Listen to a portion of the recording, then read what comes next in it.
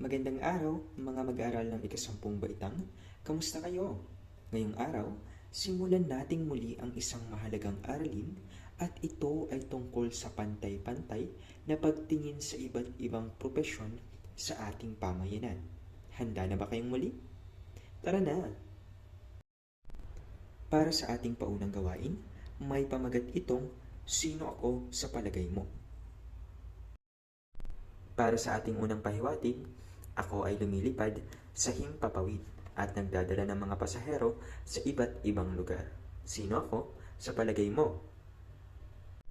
At para naman sa ikalawang pahiwatig, ako ay nagdedesenyo at lumulutas ng mga teknikal na suliranin. Maaaring ang aking proyekto ay kalsada, tulay o makinarya. Gamit ko ang talino at pagkamalikhain upang makatulong sa pamayanan. Sino ako sa palagay mo? At sa panghuli at ikatlong pahiwatig, ako ay gumagabay sa mga mag-aaral sa kanilang pag-aaral. Ako ay nagtuturo ng mabuting asal at mahahalagang kaalaman araw-araw sa paaralan.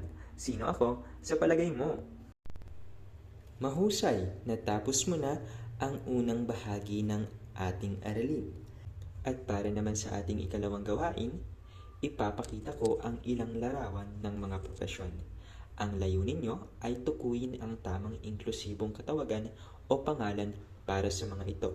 Tandaan, walang gender bias. Ang sagot ay dapat nakabatay sa tungkulin, hindi sa kasarian.